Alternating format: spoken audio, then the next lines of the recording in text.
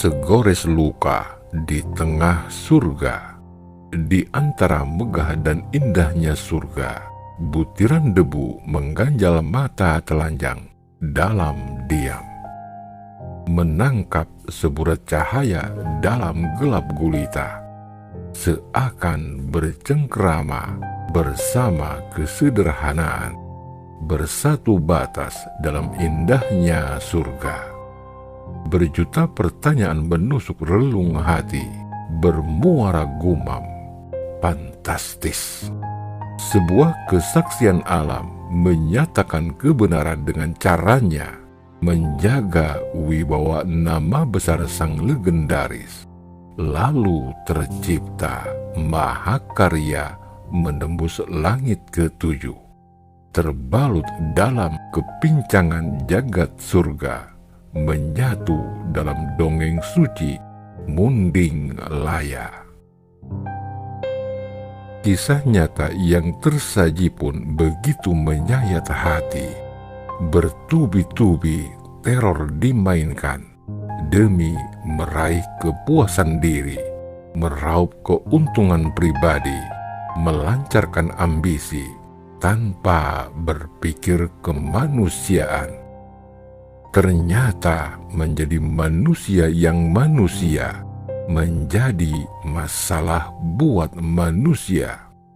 Hidup menjadi permainan dan komedi untuk orang-orang kaya, dan menjadi musibah untuk orang-orang miskin.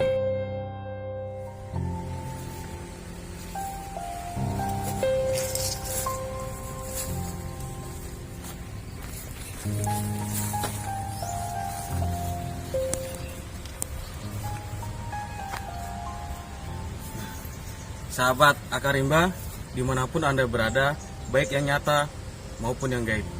Saat ini kami berada di makam keramat, orang sini menyebutnya makam keramat Nirwana. Untuk lokasi ini sangat unik, karena berada di dalam komplek. Sedangkan semua itu gusur dan menjadi perumahan. Tapi untuk makam ini sendiri, itu masih bertahan. Dan informasi yang kami dapat, banyak sekali hal-hal mistis yang berada di makom ini. Seperti apa serunya penelusuran kami? Monggo masuk ke dalam.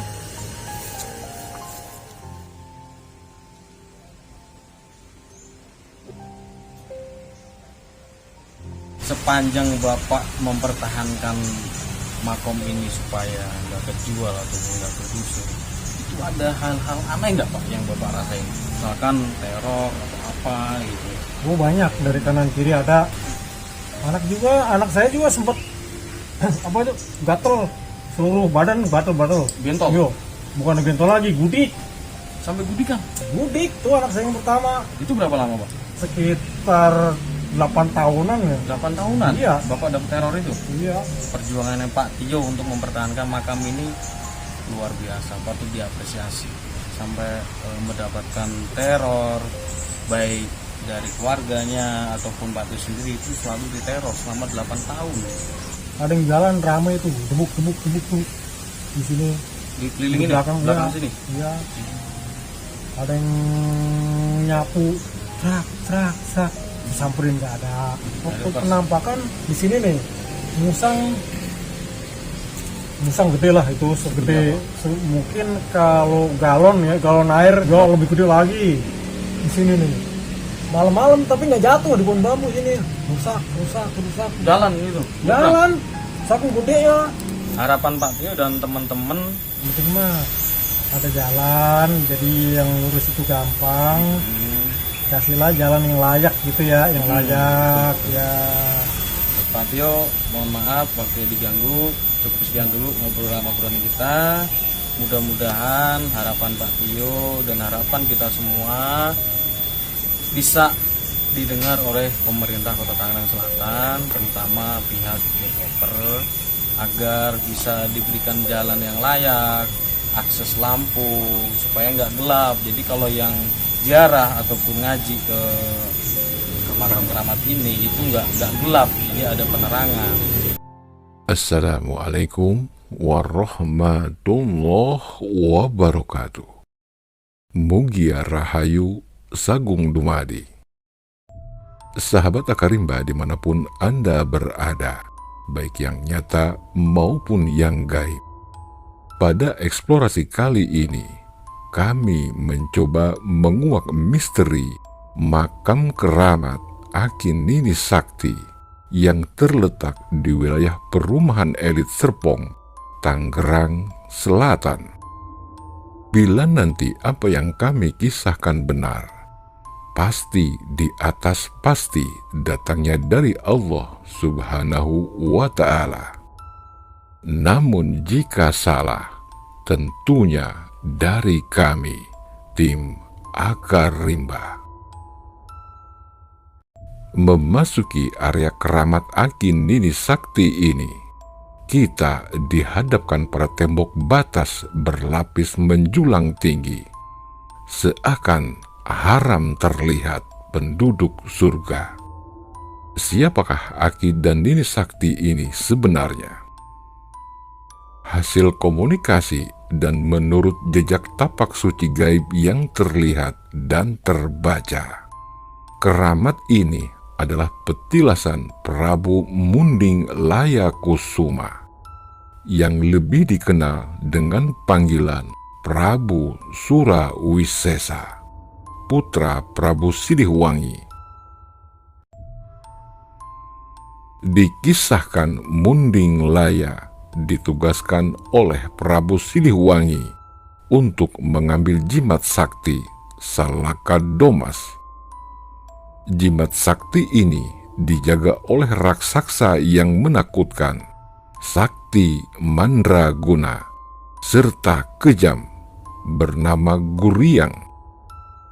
Munding Laya sebagai satria tidak gentar menghadapi semua tantangan yang menghalangi demi meraih jimat sakti Salaka Domas. Akhirnya, dengan kesaktiannya serta tekad kuat untuk mengabdi kepada orang tua, bangsa, dan negara, akhirnya jimat sakti Salaka Domas dapat direbut dan dipersembahkan bagi kerajaan Pajajaran, yang kemudian Pangeran Munding Laya diangkat menjadi Raja Pajajaran. Leluhur kita selalu mengajarkan ilmu pengetahuan dengan bahasa-bahasa simbolis, seperti legenda Munding Laya di Kusuma. Tentunya tidak dapat kita artikan secara literal atau tekstual, tetapi kita harus memahami secara simbolis apa makna yang terkandung dalam cerita tersebut. Bila kita perhatikan cerita ini, sama persis dengan perjalanan spiritual Nabi besar Muhammad Sallallahu Alaihi Wasallam, yakni Isra Mi'raj ke Sidratul Muntaha, ke langit ketujuh, yang dalam legenda Sunda sejalan dengan wawacan Munding Laya di Kusuma. Rasulullah Shallallahu Alaihi Wasallam sebelum menghadap Allah Subhanahu wa Ta'ala, malaikat Jibril terlebih dahulu membedah dadanya, mensucikan hatinya dari segala kotoran. Rasulullah Shallallahu Alaihi Wasallam menuju langit ketujuh dengan melewati tahapan-tahapan yang harus dilalui, ditemani Jibril sepanjang perjalanan, dan Jibril yang menjelaskan makna-maknanya. Setelah mencapai langit ketujuh, beliau bertemu dengan Tuhan semesta alam, di Sidratul Muntaha untuk menerima perintah sholat. Dalam perjalanan Munding Laya Dikusuma pada tahap ini, dia harus mengalahkan Jongrang Kalapitung, yang berarti harus mengalahkan sifat raksasa, gambaran hawa nafsu dan kotoran hati yang ada di dalam dirinya. Setelah bersih, maka Munding Laya Dikusuma melanjutkan perjalanan menaklukkan Guryang 7, penjaga layang Sasaka Domas, yang berarti harus mengetahui, menguasai 7 lapis alam yang ada di dalam tubuh manusia, yakni martabat 7 yang bermuara pada asal mula penciptaan manusia dan alam semesta.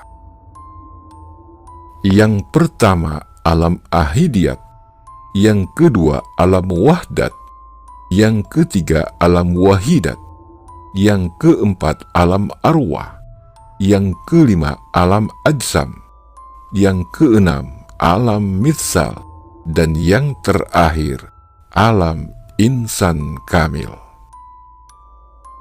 Sosok Munding Laya Dikusuma adalah sebagai perwujudan dari sosok manusia yang telah memperoleh jimat sakti layang Sasaka Domas. Memiliki budi pekerti yang luhur, mundi ing laya hadikusuma, berarti seseorang yang telah mampu menguasai hawa nafsunya seraya meninggalkan ihwal keduniawian dan menjadi utusan Tuhan yang Maha Esa. Inilah sebuah proses pengembaraan diri menuju kesucian, jalan menuju Tuhan, menjadi manusia unggul, dan menjadi khalifah fil ardh.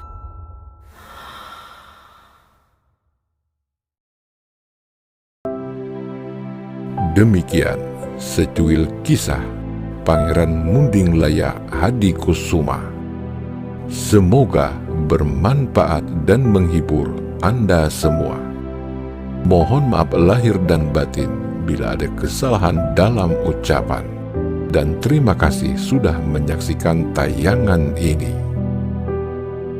Mbah Jagat Nurjati mengatakan, Rasulullah bersabda, as-sholatu mi'rajul mu'minin. Solat yang sebenar-benarnya solat. Para aulia dan ambia menyebut solat di dalam solat. Solat jahir batin. La aqbalun ilallah. Tiada perbuatan yang ada perbuatan Allah.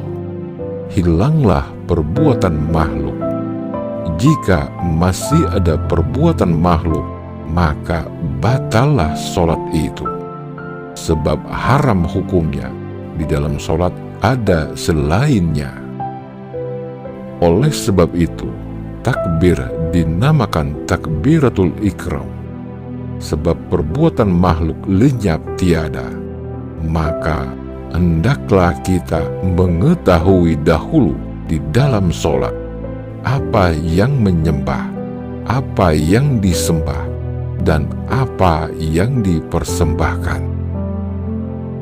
Rasulullah Shallallahu Alaihi Wasallam sebelum beliau menerima solat yang 5 waktu, ada beberapa solat yang beliau lakukan, di antaranya solat tubuh, solat nyawa, dan yang terakhir solat rahasia. Semua ini merupakan kesempurnaan dari solat, ditambah solat yang 5 waktu. Ingat, dirikanlah solat. Solat bukan menyembah, melainkan solat adalah berdiri, menyaksikan diri sendiri, bersaksi diri kita sendiri, bahwa tiada yang nyata pada diri kita, hanya Allah, yaitu diri batin. Dan diri jahir kita menanggung rahasia besar Allah. Wallahu alam bissawab. Salam cinta leluhur Nusantara. Wabillahi taufik wal hidayah. Warido wa inayah. Wassalamualaikum warahmatullahi wabarakatuh.